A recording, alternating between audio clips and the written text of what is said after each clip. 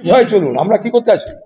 এসব কাপুরুষ গরু ছাগলের দল, তাদেরকে ভয় করতে যাবো কেন আমরা? কাপুরুষদের বার্তা এইটাই, যা আসবে সামনে গুড়িয়ে দেওয়া হবে। जब हाथी चले बाजार तो कुत्ता बुके हाजार।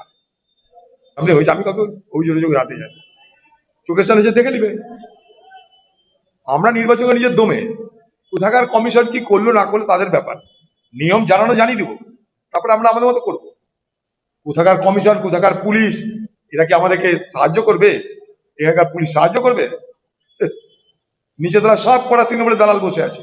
আমার বক্তব্য, নির্বাচন নির্বাচন, সকলের নির্বাচনে দাঁড়ানোর অধিকার আছে, মানুষের মতামত সেখানটায় বিচার করে।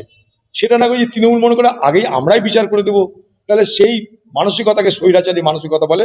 তৃণমূল সেই মানসিকতা বিশ্বাস করে, তাই তৃণমূল স্বৈরাচারীদের দল। জানি, আমরা কমপ্লেন করেছিলাম নির্বাচনী দপ্তরে, বলেছিলাম আমরা এরকম একটা রাজু না, অনেক রাজুকে দিয়ে এরকম করানো হচ্ছে। হাতে কলমে প্রমাণ পাওয়া গেল বলে একজনকে ধরা গেল। এখানকার নিচুতলার পুলিশ অফিসার যারা আছে বহরমপুরের, তারা কিন্তু এইগুলোকে এখনো মদত দিয়ে চলেছে। এখানকার যারা নিচুতলার পুলিশ স্টাফরা আছে, তারা কিন্তু এই ধরনের অপরাধীদের এখনো মদত দিয়ে চলেছে, এটুকু বলতে পারি। এখানে কমপ্লেন করলে কোনো লাভ হয় না, এই বড় প্রধানে কমপ্লেন করে কোনো লাভ হয় না, আজও হচ্ছে না। পশ্চিমবঙ্গে কারো নিরাপত্তা নেই, আইন শৃঙ্খলা নেই।